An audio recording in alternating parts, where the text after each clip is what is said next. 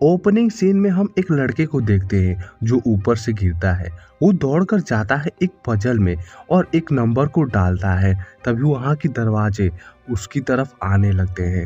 वो जल्दी से कोड को ढूंढता है। तभी उसे एक पेपर मिलता है जिसमें लिखा होता है लाइट को फॉलो करो और हरियाली की तरफ जाओ। उसका दिमाग काम नहीं कर रहा था क्योंकि वो दीवार उसकी तरफ आ रही होती है। अगर वो कोड को नहीं ढूंढा तो वो दीवार में दब जाएगा और उसकी मौत हो जाएगी। उसको एक लाइट दिखाई देती है जिस पर ग्रीन बुक होती है। पहेली में लिखा हुआ था लाइट को फॉलो करो और हरियाली की तरफ जाओ। उसके आसपास लाइट होती है, हरियाली मतलब कि वो बुक। वो लड़का उस बुक को लेता है। उसमें पहेली होती है I any point in history to watch another die animals times great mystery well living your life. वो लड़का इस पहेली को सॉल्व करने की कोशिश करता है। उसका अर्थ होता है घड़ी। वो क्लॉक को ढूंढता है। वो दीवारें तेजी से अंदर आती है। उस पहेली में होता है टू वॉच एनदर डाई, दूसरों को मारते हुए देखना। उसे समझ में आ जाता है। एक पेंटिंग होता है जहाँ पर एक आदमी को कुछ लोग मरते हुए देख रहे होते हैं। उसके नीचे आदमी की घड़ी की तरफ इशारा कर रहे होते हैं जैसे 4862।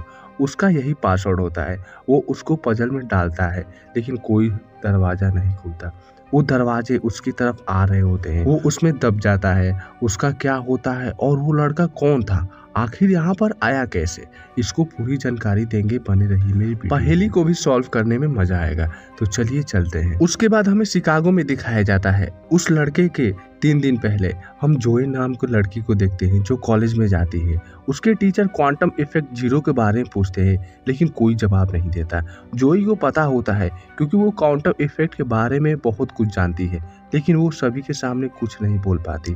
उनके कॉलेज की आज से छुट्टियां हो गई है। टीचर जोई को समझाता है कि तुम अपने डर से लड़ना सीखो। उसके बाद सीन शिफ्ट होता है। हम देखते हैं जैसन को जो कंपनी के शेयर सेल करता है। वो अपने क्लाइंट से शेयर के सेल करने के लिए बातें कर रहा होता है। तभी उसका एक आदमी उसको एक गिफ्ट लेकर आता है। उसे खोलता है और सोचता है कि शायद उसमें कार की चाबियां होंगी। वो नहीं खुलता। जैसन उसे बाद में खोलने की ट्राई करेगा। उसके बाद हम एक लड़के बैन को देखते हैं जो एक शॉप में काम करता है। उसकी माँ की तबीयत सही नहीं रहती और उसे पैसों की बहुत ज़्यादा ज़रूरत है। उसको भी एक पार्सल आता है जो वही बॉक्स होता है जो जेसन के पास था। वो उस बॉक्स को भी खोलता है लेकिन वो नहीं खुलता। इधर जोई को देखते हैं जो उसकी रूम में छुट्टी होने पर घर जाती है। तभी एक आदमी आता है, जोई का पार्सल देकर चला जाता है। उसकी दोस्त कहती है कि तुम्हारा पार्सल आया है। वो बॉक्स को खोलती है। वो क्यूब की तरह होता है। उसे खोलने की ट्राई करती है लेकिन नहीं खुलता। शाम होने पर तीनों लोग उस क्यूब को खोलने की ट्राई करते हैं जो उसको खोलने में बहुत ज़्यादा मुश्किल होता था। जैसे तैसे करके वो लोग क्यूब को खोल लेते हैं। उसमें एस्केप रूम की एंट्री कार्ड होती है जिसको जीतने पर उनको $10,000 मिलेंगे। वो सोचते हैं कि इतनी बड़ी रकम मिल रही है, गेम खेलने में क्या जाता है, जीतेंगे या तो हारेंगे। एस्केप रूम जहाँ ये खेला जाएगा उसे मैनस बिल्डिंग कहते हैं। बेन उस बिल्डिंग के बाहर आ जाता है। तभी वहाँ पर एक लड़की अमांडा आती है। वो बिल्डिंग में जाती है, काउंटर से एंट्री कार्ड ले लेती है। उसका फोन वो लोग ले लेते हैं। वो लिफ्ट में जाती है। वहाँ पर एक लड़का आता है, डैनी। वो भी इस गेम को खेलेगा। वो 2 फोन रखा था, एक फोन दे दिया, दूसरा फोन छुपा कर रख कर ले आया। वो गेम 3rd फ्लोर पर होने वाला है। वो लोग वहाँ पर जाते हैं। वहाँ पर 3 लोग पहले से मौजूद थे, जैसन, जोई, माइक। इस गेम में टोटल 6 लोग हिस्सा लेने वाले हैं। बेन भी वहाँ पर आ जाता है। वहाँ पर सभी लोग गेम के लिए बहुत ज़्यादा एक्साइटेड होते हैं। इन तीनों को आप लोग तो जानते ही हो और इन तीनों को आप लोग नहीं जानते हो। डैनी वीडियो गेमर है जो बहुत ज़्यादा गेम खेलता है। वो एस्केप रूम को कितनी बार खेल चुका है, 90+ रूमों को पार कर चुका है। माइक को देखते हैं जो अंडरग्राउंड खुदाई के लिए काम करता है। अब बात आती है अमांडा की। वो एक मिलिट्री में रह चुकी है। सभी लोग वहाँ $10,000 के लिए आए होते हैं। वो लोग गेम के ओनर का इंतजार कर रहे होते हैं। तभी बेन कहता है कि चलो तब तक मैं स्मोक कर लूं। वो दरवाजा के पास जाता है। वो दरवाजा का हैंडल टूट जाता है। वो लोग देखने के लिए जाते हैं। तभी उन्हें पता चलता है कि यही एस्केप रूम है। वो लोग बहुत ज़्यादा खुश हो जाते हैं। वो लोग कोड को ढूंढते हैं लेकिन उन्हें नहीं मिलता। तभी माइक को एक स्क्रू मिलता है और उस बुक पर 451 कोड लिखा होता है। जोई उसको दरवाजा में डालती है लेकिन वो नहीं खुलता और वहाँ से सभी एसी बंद हो जाती है। उस रूम के हीटर ऑन हो जाते हैं, वहाँ गर्मी पड़ने लगती है। वो लोग उस हीटर को बंद करने के लिए लॉक को घुमाते हैं लेकिन वो फ्रीज हो गया होता है।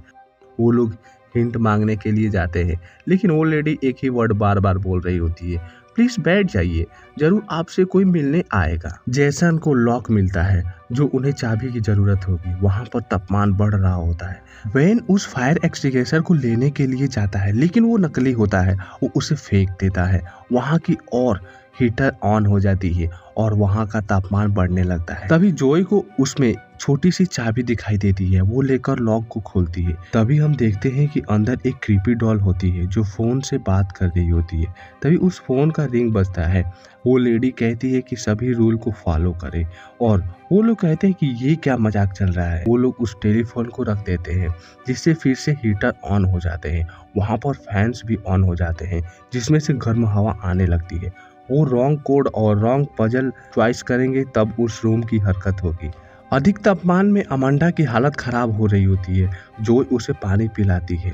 उसके गर्दन पर कुछ होने लगता है। तभी जोय एक वस्तु को देखती है जिस पर लिखा होता है डॉक्टर वुटान। कहते हैं कि कॉस्टर को हमेशा यूज करो। जोय उस टेबल के पास जाती है जहाँ पर वुटान की बुक होती है। वहाँ पर एक स्विच होता है, वो उसे दबाती है। वहाँ पर एक दरवाजा निकलता है बाहर जाने के लिए, लेकिन वो थोड़ा सा खुला होता है। वो लोग उस टेबल पर स्विच को खोजते हैं जिसमें से 5 स्विच और मिलते हैं। सभी लोग उसे दबाते हैं। दूसरे रूम का दरवाजा खुल जाता है। जेसन उसके अंदर जाता है। उसको एक जाली मिलता है। वो स्क्रू ड्राइवर मांगता है जो उस बुक में मिला था। माइक उसे लेकर जाता है और उसे देता है। वो उसे खोलता है, वहां से बाहर निकल जाता है। उसके बाद अमांडा जाती है। वो अंदर जाती है लेकिन ज्यादा ताप होने के कारण उसका दिमाग नहीं काम करता। इधर जो एक गिलास में पानी भरकर उस बटन पे रख रही होती है। तभी उसे अमांडा की आवाज सुनाई देती है। जोई उसे हेल्प करने के लिए जाती है, उसे ऊपर लेकर जाती है। डैनी और बेन दोनों उस बटन पर पानी का गिलास डालते हैं लेकिन एक गिलास में पानी कम पड़ जाता है क्योंकि अमांडा ने वो पानी पी लिया था। बेन वाइन उसमें डाल देता है जिससे 6 गिलास बटन पर आ जाते हैं।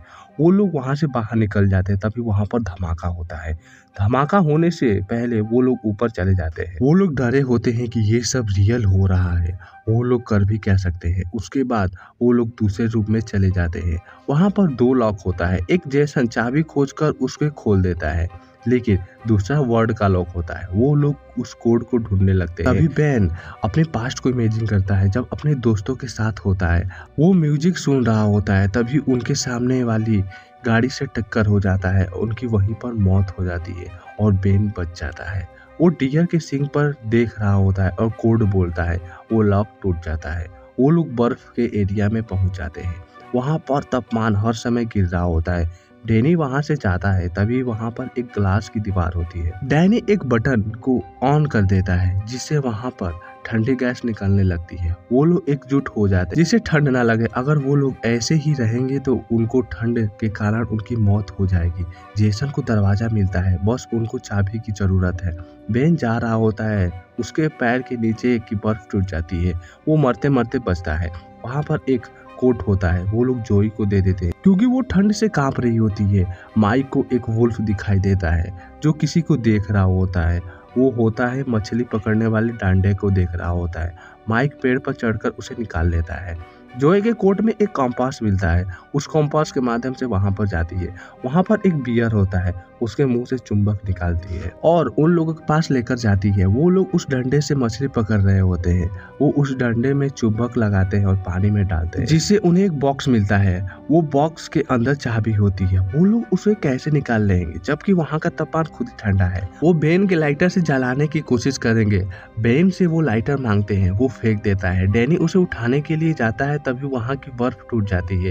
वो पानी में गिर जाता है। वहाँ का पानी बहुत ज्यादा ठंडा होता है। डैनी वहीं पर मर जाता है। वो लोग उसे नहीं बचा सके। कुछ टाइम बाद वो लोग एकजुट होकर उस बर्फ को गलाने लगते हैं। वहाँ ठंड की वजह से उनका दिमाग काम करना बंद कर देता है। फाइनली वो लोग बर्फ को गलाकर चाबी निकालते हैं। जेसन जाता है दरवाजा खोलने के लिए, वो दरवाजा खोल देता है, लेकिन वो दरवाजा नहीं खोलता बल्कि उनके सामने का दरवाजा खोलता है। वो लोग उसके पास जाते हैं, तभी वहाँ की बर्फ टूटने लगती है। वो लोग जैसे तैसे करके वहाँ उसके अंदर चले जाते हैं। वो थर्ड एस्केप रूम होता है, वहाँ पर सब कुछ उल्टा होता है। तभी उनको डोर दिखाई देती है जो उन्हें लगाने के लिए बॉल की जरूरत होगी। तभी ऊपर एक टेलीफोन दिखाई देता है जिसमें रिंगटोन बज रहा होता है। माइक उसे उठाता है, तभी वहाँ पर बहुत तेज आवाज सुनाई देती है। वो इधर उधर जाने लगते हैं। वो लोग क्लू ढूंढते हैं। माइक को बॉल दिखाई देती है, वो उसके पास जाता है, तभी वहाँ का फ्लोर नीचे गिर जाता है। बेन माइक को बचा लेता है। वो लोग फर्श से हट जाते हैं।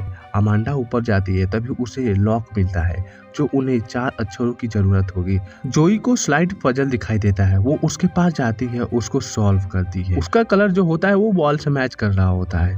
वो उस बॉल पर नाम लिखे होते हैं। वो उस कोड को लॉकर में डालते हैं, लेकिन वो नहीं लेता। वहाँ की फर्श गिरने लगती है। जोई बोलती है कि उसी को उल्टा डालो। वो कोड को उल्टा डालती है तो वो लॉक खुल जाता है। उसके अंदर बॉल होता है। अमांडा उसे लेकर आ रही होती है, तभी वो बॉल फर्श पर गिर जाता है। वो उसे लाने के लिए जाती है, तभी वो म्यूजिक बजता है। वो फर्श गिरने वाला होता है। वो बॉल को जेसन को फेंक देती है, वो पकड़ लेता है। वो फर्श नीचे गिर जाता है। अमांडा टेलीफोन को पकड़ लेती है, लेकिन वो वायर टूट जाता है और वो नीचे गिर जाती है और उसकी मौत हो जाती है। वो लोग बॉल को यूज करके चौथे कमरे में पहुंच जाते हैं। वहाँ पर पेशेंट की बेड होती है, 6 लोगों का बेड होता है।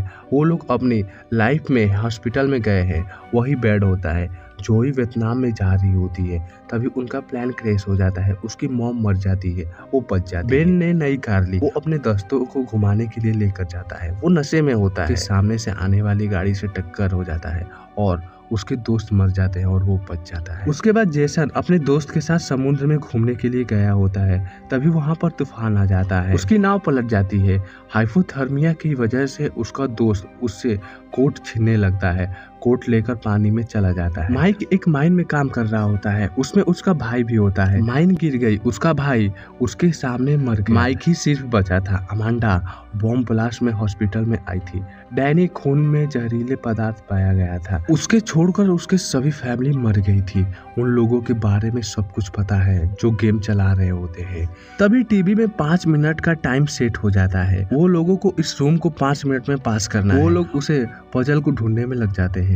5 मिनट बाद वहाँ पर जहरीली गैस छोड़ी जाएगी, जिससे उन लोगों की वहीं पर मौत हो जाएगी। जोए वहाँ की सीसीटीवी कैमरे तोड़ने लगती है, क्योंकि वो उन्हें देख रहे हैं। इन लोगों को समझ में नहीं आ रहा था कि क्या करे। तभी उन्हें हार्ट दिखाई देता है। वो समझ जाते हैं कि हार्टबीट ज़्यादा चाहिए। जेसन बेन का यूज करता है, लेकिन उसका हार्टबीट कम होता है। वो माइक का यूज करता है, लेकिन उसका हार्टबीट ज़्यादा होता है, लेकिन और ज़्यादा चाहिए उनको। वो इलेक्ट्रिक शॉक देकर उसकी हार्टबीट बढ़ा देता है। वो इतना हार्टबीट बढ़ा देता है कि उसकी वहीं पर मौत हो जाती है। 5 मिनट निकल जाते हैं, जहरीली गैस छोड़ दी जाती है। जेसन को आइडिया आता है, वो अपनी हार्टबीट को कम करता है, जिससे वो गेम जीत जाता है।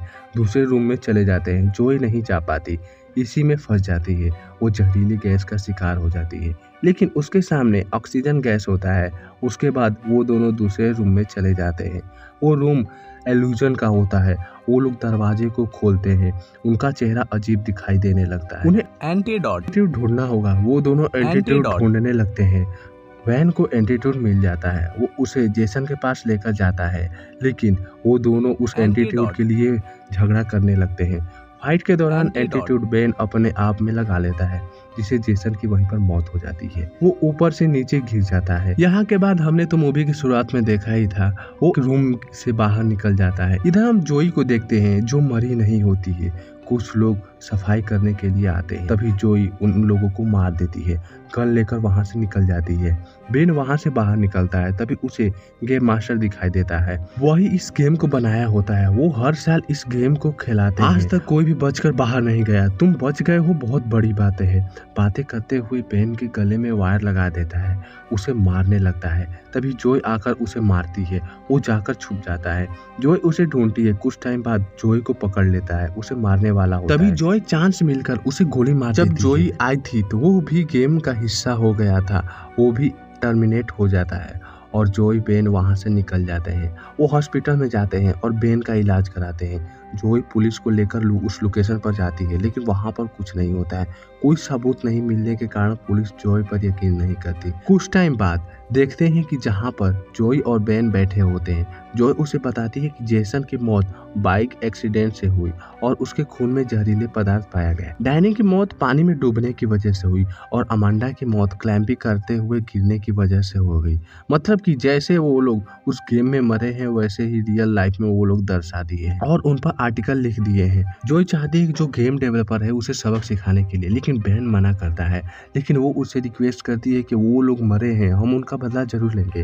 बेन मान जाता है। वो लोग फ्लाइट से जाने वाले हैं। मूवी के लास्ट सीन में हम देखते हैं कि एक प्लेन क्रैश हो रहा होता है, उसमें भी गेम खेला जा रहा होता है। दरअसल वो वीडियो शूट हो रहा होता है गेम के लिए। तभी जो गेम डेवलपर होता है वो कहता है कि जोई और बेन बच गए हैं, उनके साथ फिर से गेम खेला जाए।